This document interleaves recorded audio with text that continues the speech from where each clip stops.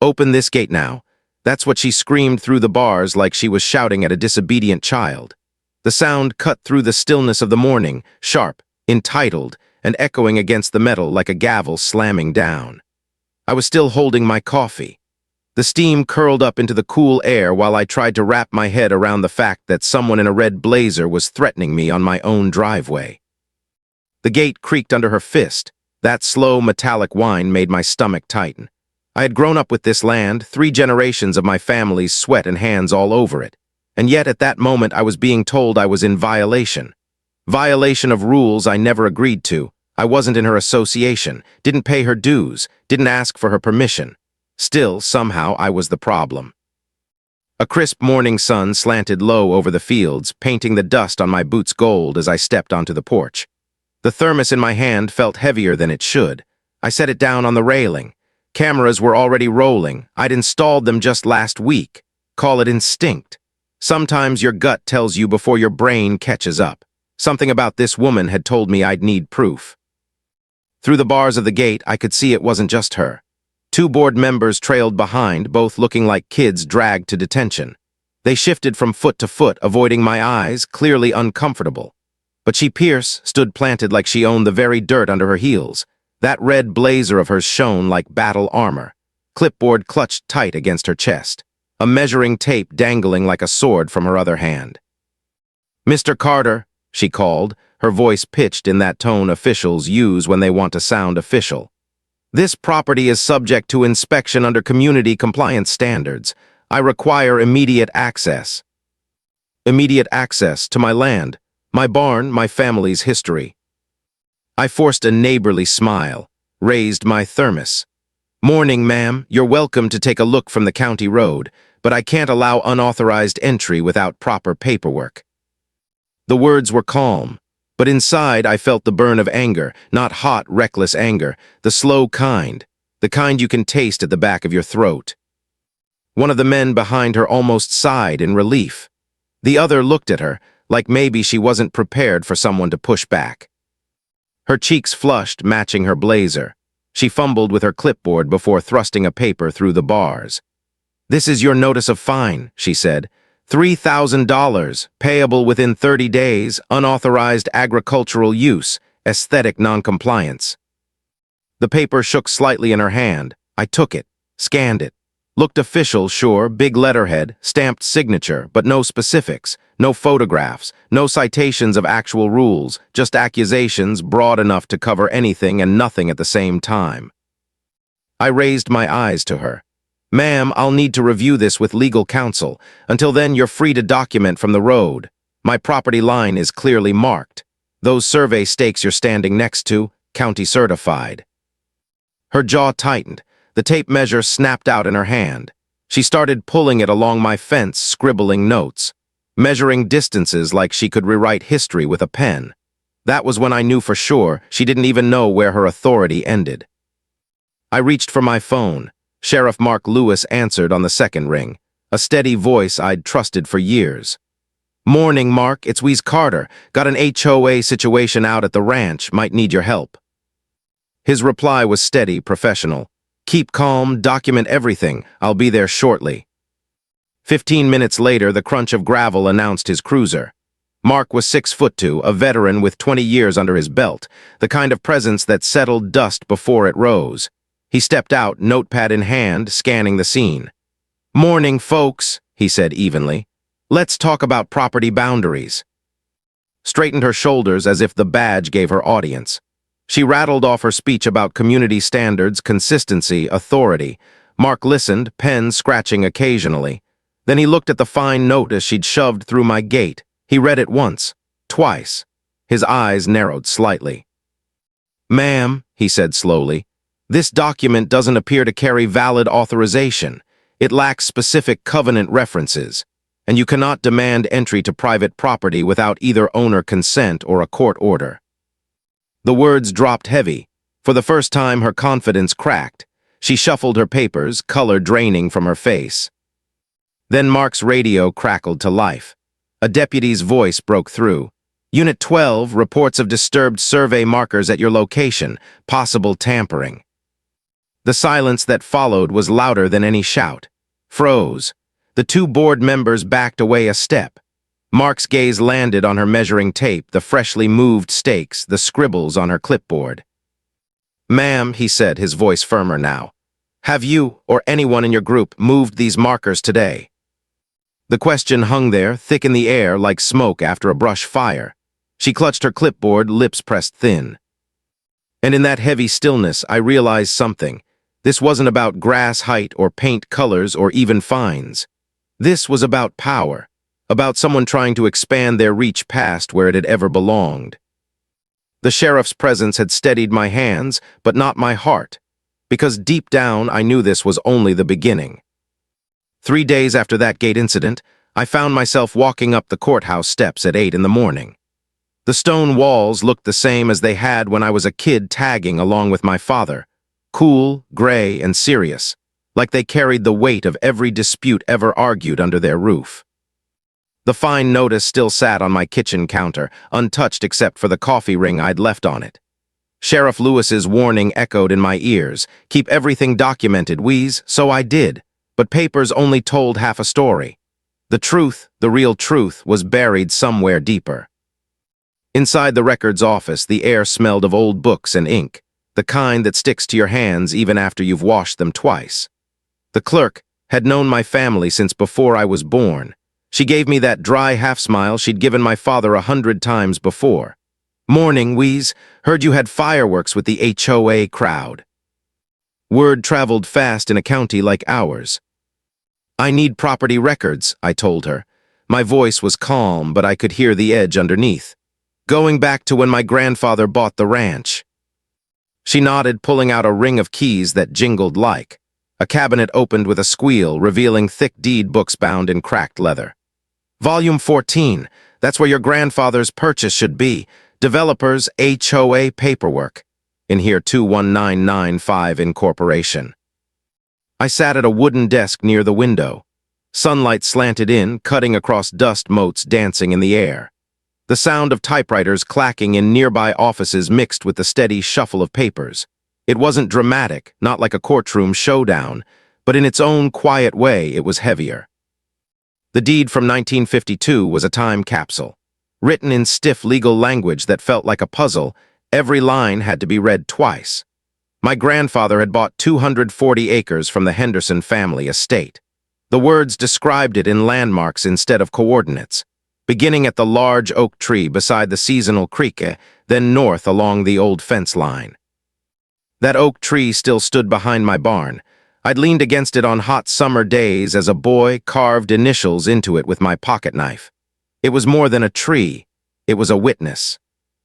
And the deed didn't stop there. It spelled out water rights, mineral rights, and an easement. My grandfather had granted the county, and only the county, access for road maintenance and emergency vehicles. Nothing about homeowner associations, nothing about compliance inspections. I traced my finger over the words, slow and deliberate. This wasn't just paper, it was my family's shield. 2 hours passed while I cross-referenced old plats, incorporation filings, and development records. What I found made my stomach twist. The subdivision that wrapped around my land had been approved in 1995, but the developer's paperwork had gaps, pages missing from their submissions, surveys that didn't match county maps. It was sloppy at best, deliberate at worst. And the HOA had inherited that mess. They were claiming authority over an access road they never owned, acting like they were the law when, in truth, the law had written them out 70 years ago. The breakthrough came with a name I already knew too well, Pierce. I asked to pull employment verifications for board members. Public records, nothing secret. When she slid the file across to me, I wasn't prepared for what I read. Termination, Dallas City Compliance Department, 2019. The words leapt off the page. Terminated for exceeding authority. For issuing citations she didn't have the power to issue. For fines that didn't hold up in court. Residents had filed complaints, lawsuits had stacked up, and she'd been dismissed. The report's language was clinical, but between the lines it screamed the truth. She'd been fired for the exact same behavior she was now repeating here. I sat back, papers spread across the desk like puzzle pieces. My late wife's voice came back to me in that quiet courthouse air.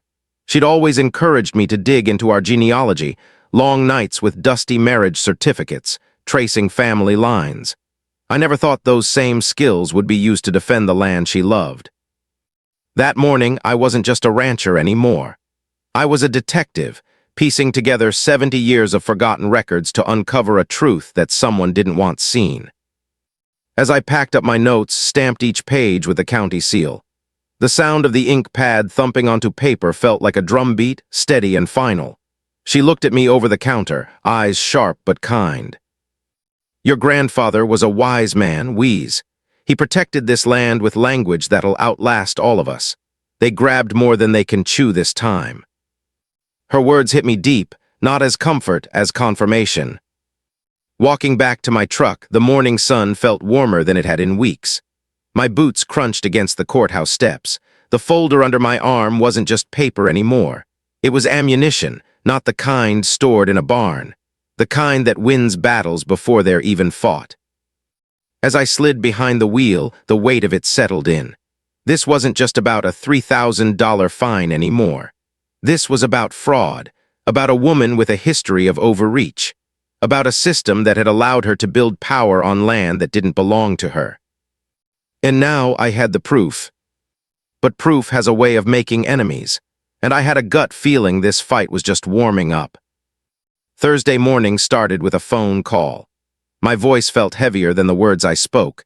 Jim, it's Wheeze Carter out on Canyon Road. I need a boundary survey, legal grade, full documentation, might be heading to court. Jim had surveyed half the county in his 20 years. He knew the ground like most men know the lines on their own hand. His voice came back steady through the receiver. I can be out there this afternoon. GPS gear, legal notebooks, the whole kit. By 3 o'clock his truck rattled down my gravel road, stacked high with equipment that looked more suited to NASA than a ranch fence line. Laser levels, satellite receivers, laptops blinking like a cockpit. I walked him straight to the oak tree, the same one my grandfather's deed described in 1952. Its roots twisted deep into the earth, steady as the history it marked. Jim set his tripod, punched coordinates into the receiver. The numbers blinked on his screen and matched the deed word for word.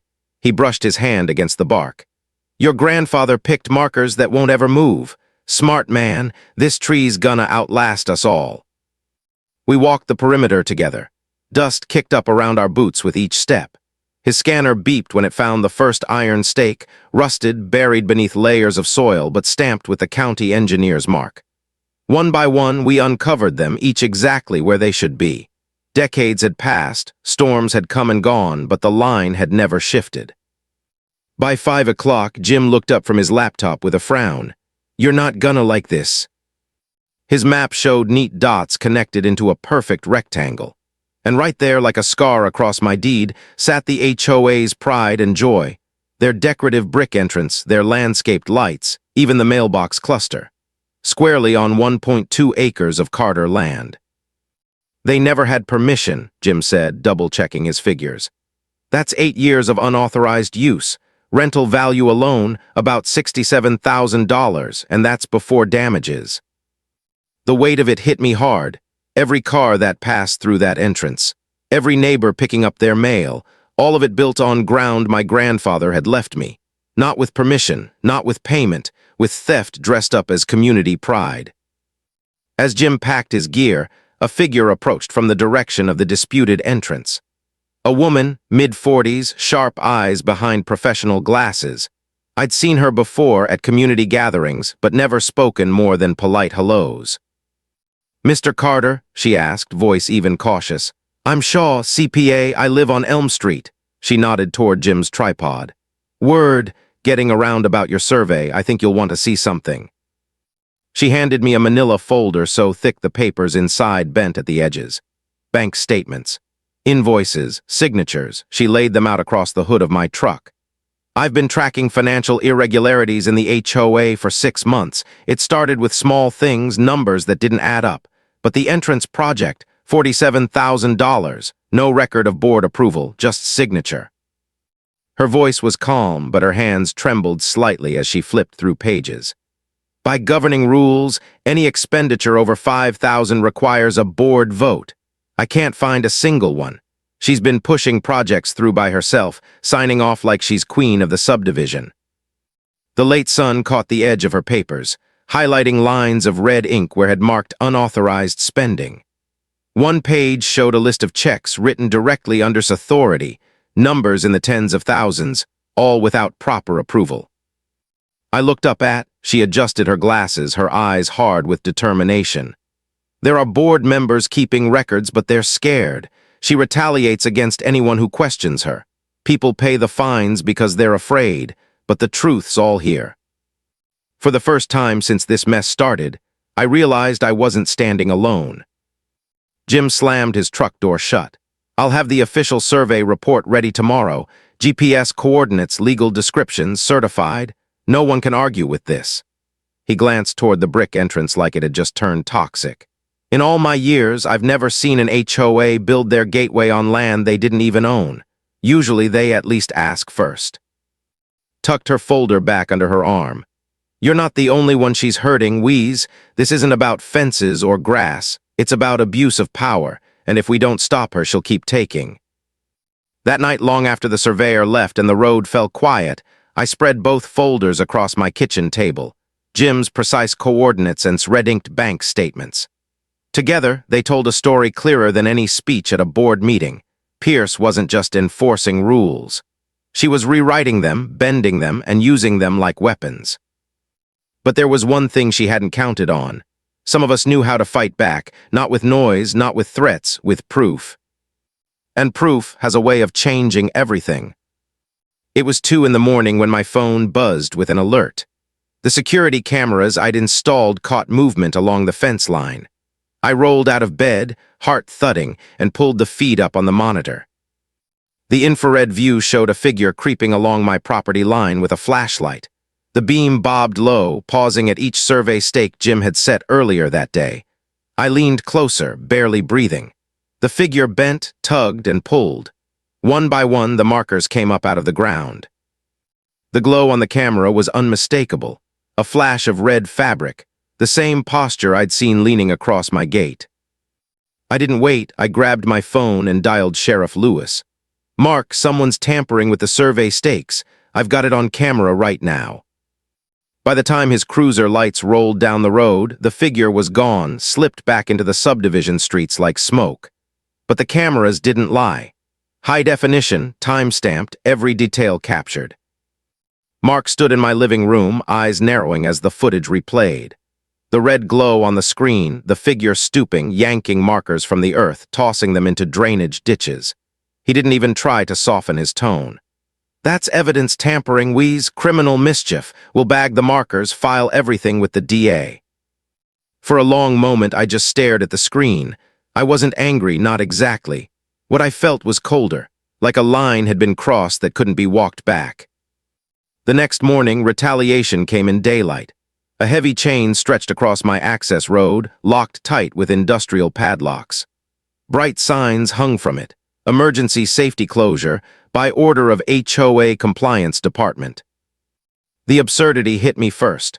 Emergency closure, on a road that had been used freely since my grandfather's day, but the reality set in fast. The chain didn't just block my truck. It blocked the cattle feed delivery scheduled for that morning. I called my supplier, trying to keep my voice level. You'll need to document this. They're blocking delivery. On the other end, the dispatcher sighed.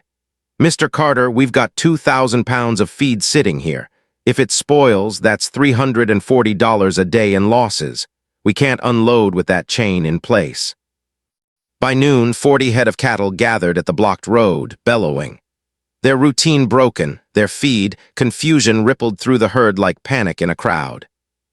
I called Dr. Mitchell, the ranch vet who'd worked with us for 15 years. Sarah, I need you here. Document the stress. They've cut off access.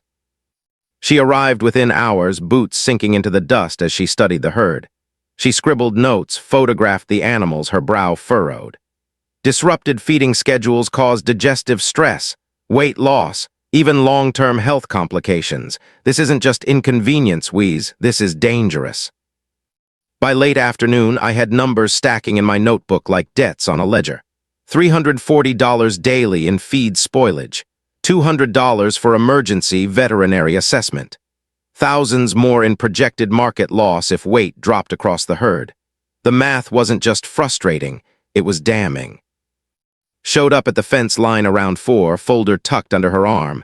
Her expression told me she'd heard before I said a word. She called it an emergency measure, she said flatly. But I've checked the records. No board vote, no hazard documentation. She did this on her own. I watched the cattle shifting restlessly behind us, the sound of hooves scraping gravel.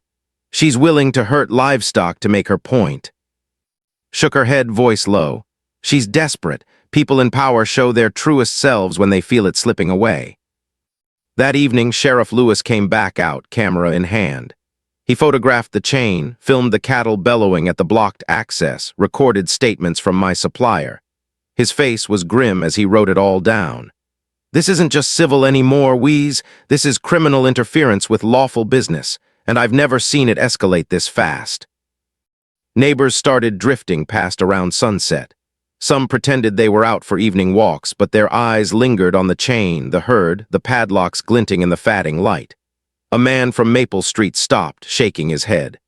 This isn't about compliance anymore. Blocking emergency access? What happens when someone needs an ambulance? His words dug in deep. He was right.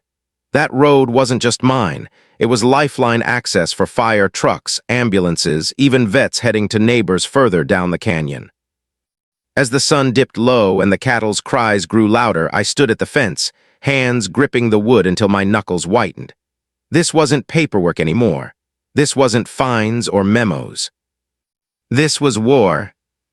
And I had to decide how far I was willing to go to defend what was mine. The phone rang just after sunrise. I was halfway through my first cup of coffee when the county planner's voice came through the line.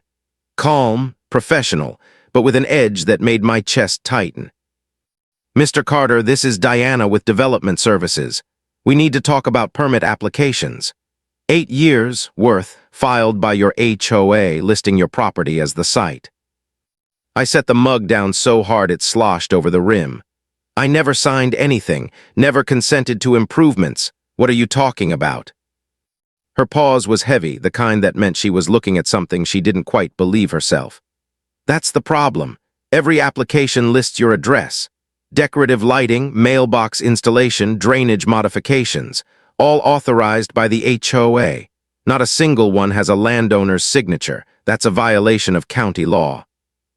The word she used next stuck in my ears like a hammer on metal. Fraud. 2 hours later, I was sitting in a fluorescent-lit conference room at the planning office. Diana spread the files across the table.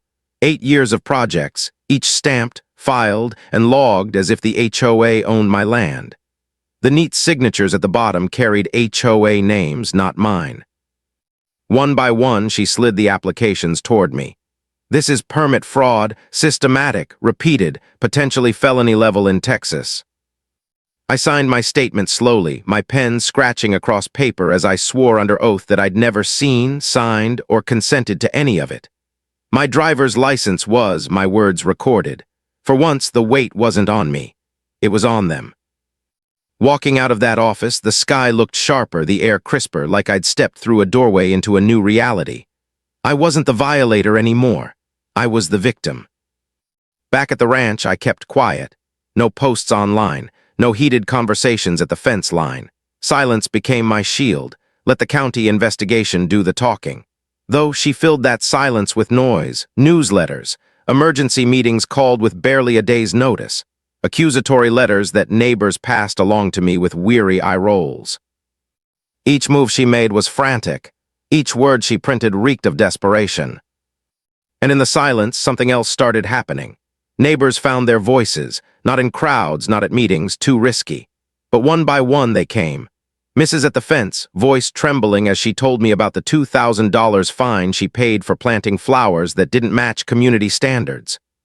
The Johnson family, who'd been forced to remove their kids' swing set after weeks of threats. Mr. who confessed to sleepless nights and panic attacks after repeated letters about his deck project, even though the county had already approved his permit. Each story was like a thread weaving into a larger picture. It wasn't just me, it was all of us. Invited me to her kitchen one evening, sliding another folder across her table. "I've been tracking financial irregularities for months," she said, "but I've also kept records of procedural violations, calls emergency meetings without notice, alters minutes after the fact, approves expenditures beyond her authority. Tom Wilson's been documenting too, but he's terrified to challenge her." I flipped through the papers, meeting minutes with forged signatures, budget approvals that didn't exist, invoices signed with authority she never had. Sitting there, the hum of her refrigerator the only sound, it hit me. This wasn't a conflict anymore. It was a case. A case built brick by brick with every fraudulent permit, every altered record, every fine that bled neighbors dry. Meanwhile's voice grew louder. She held impromptu meetings no one wanted to attend, barking about compliance and consistency. She wrote letters that contradicted themselves, spinning webs of excuses that collapsed under their own weight. But louder doesn't mean stronger. Sometimes it just means scared. Tuesday evening, a note slid under my door. Anonymous. The handwriting careful, deliberate. Board meeting tomorrow night. Vote to remove. She doesn't know about Tom's evidence file. I stared at it for a long time. Someone inside was ready to move. That night, I walked the fence line at dusk, folder under my arm, rehearsing answers like I was on the witness stand. Every in the dust felt like testimony. Every oak tree felt like a juror. This wasn't just my fight anymore. It was about every neighbor who'd been silenced, fined, or shamed. And tomorrow night, it wouldn't just be whispers and folded notes. Tomorrow night, it would be a vote. The community center buzzed with tension long before the gavel hit the table. Folding chairs scraped against the polished floor as neighbors filed in, whispering under their breath. Some carried pursed lips and crossed arms, others avoided eye contact altogether. I stood in the back corner, hands shoved deep in my pockets, not to hide, but to stay still. This wasn't my fight to shout through. Not tonight. At the board table, Tom Wilson looked pale under the fluorescent lights. His hands shook as he arranged manila folders in front of him. Shaw walked in a moment later, her heavy accounting binder tucked under her arm like a weapon more dangerous than any rifle. She glanced my way, gave the faintest nod, then took a seat near the front. When the county mediator finally called the session to order, the room fell into a silence so sharp it almost rang. His voice carried the weight of 30 years settling municipal disputes. "Ladies, we're here to address allegations of procedural violations and unauthorized expenditures within this homeowners association. Legal representation is present. A court reporter will record every word." This wasn't neighborly bickering anymore. This was official. Strode to her seat in her trademark red blazer, though the lines around her eyes betrayed sleepless nights. She tried for confidence, but her voice wavered just slightly as she began. "All actions taken by the compliance department have been within proper authority and community standards. Recent disputes have followed established procedure." The words hung flat, unconvincing. The mediator flipped through his notes. "Miss Pierce, the county requires proof of current professional credentials for compliance officers. Do you have valid certification?" Her face stiffened. She dug into her briefcase, pulling out papers like a magician fumbling for a trick that wasn't there. Certificates from Dallas, dated 2018, expired in 2021. Wrong jurisdiction entirely. "These show city compliance work," the mediator said, his tone cool but sharp. "Not HOA management, and they expired over 2 years ago. Do you have current credentials?" Her silence was louder than any denial. That was when Tom Wilson stood. His hands shook at first, but his voice grew stronger as he spoke. "Mister, I've been documenting violations for 8 months. Unauthorized expenditures, emergency meetings without proper notice, fines issued without documented violations. I have receipts, altered minutes, forged signatures." He opened his manila folder, spreading copies across the board table. The court reporter's keys clicked furiously as every word became part of the permanent record. The room shifted. Neighbors leaned forward, murmurs rising like a tide. Tom's shoulders straightened as he continued. $47,000 spent on entrance improvements without approval. Over $90,000 in unauthorized expenditures in the past 18 months alone. Then stood, calm, professional. She laid her accounting binder on the table with a thud that made people flinch. I've conducted a full financial analysis. Every number is cross-checked with bank statements and invoices. The pattern is consistent. Authority exceeded, votes bypassed, funds misused. Her voice never wavered. This isn't about flowers or fences. It's about financial misconduct and abuse of authority. One by one, residents began speaking from the audience. Mrs., voice trembling but steady enough to be heard. I paid $2,000 in fines for flower colors that weren't documented as violations. I want that on the record. The Johnsons spoke next, explaining how their children's swing set had been removed after threats of escalating fines. An older man from Oak Street recounted how he'd been harassed over a deck project, even though the county had already issued him a permit. Their words didn't come with shouting. They came with relief. The relief of finally being able to say out loud what they'd been forced to swallow for months. The mediator's notes grew into a thick stack. Finally, he looked directly at. Based on the evidence presented, it appears your actions have exceeded your authority, violated governing documents, and potentially broken state law. The board must vote on immediate remedial measures, including your removal as compliance chair. The vote was tense. 3 board members raised their hands for her removal. 2 hesitated, asking for more discussion. Stood so fast her chair clattered backward. Her voice cracked as she shouted, I don't accept this vote. You don't understand the complexities of community management. I have experience none of you possess. The room didn't move. No one rushed to her defense. Even her supporters stared down at the table. As I walked out into the night air afterward, I half expected her to vanish into the shadows. Instead, she intercepted me by my truck, eyes wild but her blazer hanging loose, like armor that no longer fit. Her voice was lower now, stripped of authority, almost pleading. Mr. Carter, there are things about this property dispute you don't understand. Could we meet privately tomorrow? I need to show you something.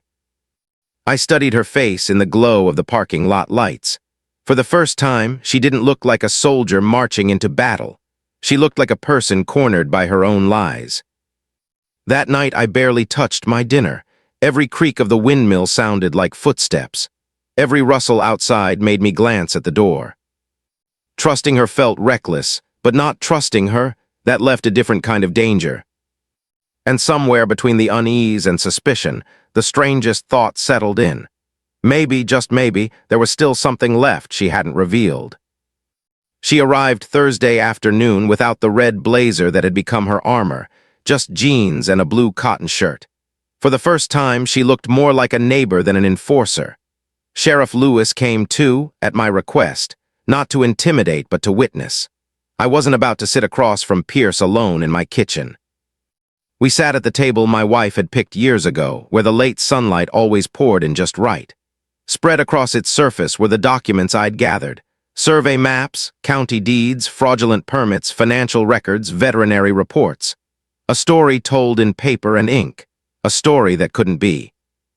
Kept her eyes on her hands, folded in her lap like a schoolgirl waiting to be scolded. When she finally spoke, her voice was quiet. Mr. Carter, my termination from Dallas wasn't what I claimed. It wasn't a budget cut. I made mistakes, serious mistakes. People lost money. Some lost their homes. I was fired for overstepping authority. The words fell heavy. She swallowed hard before continuing. Developers exploited my errors to dodge codes. Families paid the price. I was blamed, terminated. I came here trying to rebuild my career. I thought if I was strict, uncompromising, I could prove I was competent, but I just became a bully. For the first time, she lifted her eyes to meet mine. They weren't defiant. They weren't smug. They were tired. Every mistake I made in Dallas, I repeated here.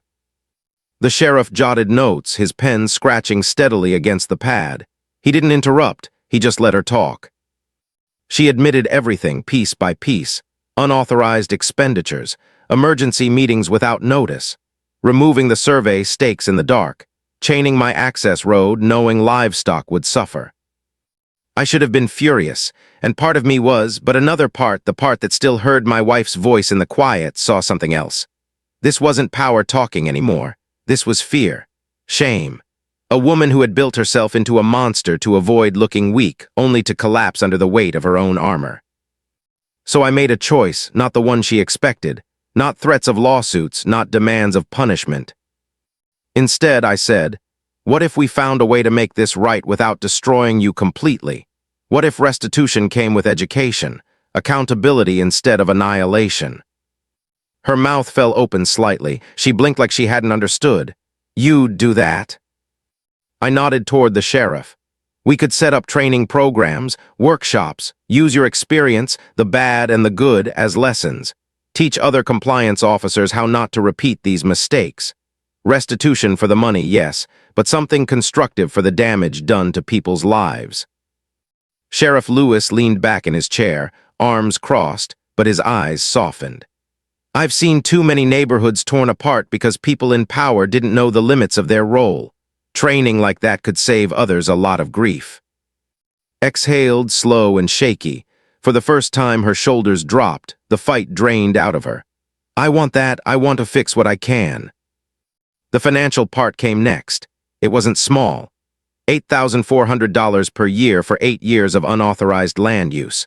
$3,000 for the bogus fine, survey costs, legal fees, veterinary bills, feed spoilage, all told nearly $120,000 in restitution. She didn't argue, she didn't flinch, she just nodded. I'll make it right, she said, and for once I believed her. We drafted terms together. Restitution to be paid by the HOA, not hidden behind neighbors' dues. Education requirements for certifications renewed, specialized training in rural property rights. Community service hours spent mentoring others in her position. It wasn't about erasing what she'd done. It was about making sure the scars meant something. By the time the sun dipped low, the settlement was outlined, signed, and witnessed. Sheriff Lewis closed his notebook with a finality that seemed to settle the room. As the two of them left, the house grew quiet again. I sat at the same kitchen table, staring at the stacks of papers. My wife would have approved, I thought. She'd always said anger burns hot but burns out fast. Education, accountability, and fairness, those last longer. Outside, the cattle shifted in the pasture. The oak tree swayed in the evening wind, and for the first time in weeks, the weight on my chest loosened. Justice, I realized, didn't always look like punishment. Sometimes it looked like a second chance. 3 weeks later, smoke from barbecue grills drifted across my ranch. The same road that had once been chained, shut now carried families with casserole dishes and kids chasing fireflies. Folding tables sagged under crock-pots and pies. Laughter echoed across fields that had been silent with tension just weeks before. Sheriff Lewis stood at the grill, spatula in one hand, badge glinting faintly in the dusk. He flipped burgers while telling stories about dispute resolution like he was teaching and entertaining all at once. 30 neighbors gathered, listening, eating, sharing. For the first time, the land felt lighter. Had organized everything, of course. She'd labeled dishes, arranged sign-up sheets for workshops, even printed copies of county property law basics. A woman who once sat silently at board meetings was now leading education sessions with a calm authority that nobody questioned. Across the yard, Tom Wilson handed out flyers for the new oversight committee. No longer pale, no longer trembling, he looked steady, grounded. A man who had once been afraid now stood at the center of accountability, unafraid to use his own voice. And then she arrived late, not in red armor but in casual clothes, hair tied back, a covered dish balanced in her arms. She didn't stand at the front, didn't give orders. She stood beside neighbors she had once intimidated, serving food, nodding, listening. Her service hours had already begun, community restitution, but more than that, her posture had changed. She wasn't commanding, she was learning. I walked the fence line as twilight settled, lanterns glowing behind me. The oak tree stood tall as it had for 70 years, its branches heavy with shadows. My grandfather had marked this boundary with iron stakes and firm legal language. He couldn't have known it would one day anchor a fight not just about land, but about respect. Neighbors told stories around picnic tables. Mrs. laughed as she described planting flowers again without fear of fines. The Johnson kids clambered over a rebuilt swing set, squealing. Mr. described his deck project finally moving forward without threatening letters. Small things, but together they felt monumental. Education spread beyond the barbecue. Children learned about property rights with crayons and worksheets had made. Teenagers sat around Lewis as he explained due process, listening in ways they never did at school. Democracy, it turned out, wasn't just a word in a textbook. It was neighbors learning to hold power accountable while respecting each other. County officials called a week later, asking for documentation of our process. Other subdivisions wanted to know how we'd turned conflict into collaboration. Even law schools expressed interest in how education, not just punishment, could resolve neighborhood disputes. What started as a fight at my gate was rippling outward like circles on water. As lanterns flickered, I thought about my wife's words. Good fences make good neighbors. But maybe, I realized, good education makes even better ones. The laughter that night was different than usual. It wasn't just relief. It was recovery. Neighbors who once avoided eye contact now lingered over pie planning the next workshop. Kids sprawled on blankets, dozing as adults mapped out community projects. The air felt stitched together, patched from wounds but stronger at the seams. I stayed out at the fence longer than I meant to, watching lanterns dim one by one. The oak tree loomed above me, steady, eternal. My grandfather's wisdom in stone and steel, my wife's belief in patient education, all of it converged here. This wasn't just about land. It was about legacy, about whether fear or respect would guide the next generation. When the last family drove off and silence returned, I latched the gate one final time. The rifles hanging in the barn caught the last flicker of moonlight, not as threats, but as reminders of work done honestly, of generations who had built without permission slips from anyone but the land itself. I sat on the porch, the smell of mesquite smoke still lingering, cattle shifting quietly in the pasture. For the first time in weeks, my shoulders unclenched. Tomorrow would bring new conflicts, new challenges. That's the way of life. But tonight felt like proof. Proof that scars can knit into stronger skin, that neighbors can choose healing over hiding, and that sometimes the storm doesn't destroy, it clears the air. The quiet told me it was over, not the kind of quiet that waits for another fight, the kind that lingers steady because the storm has passed for good. And maybe that's the real lesson. You can't fight fire with fire forever. You have to build something that lasts. So if you're still here listening to my story, tell me what you think down below. Share your thoughts. Tap the little bell if you're ready for the next chapter, because if I've learned anything, it's this. The drama, it never really sleeps. If you enjoyed this story, don't forget to subscribe and join us for the next mystery on HOA Hunter Stories.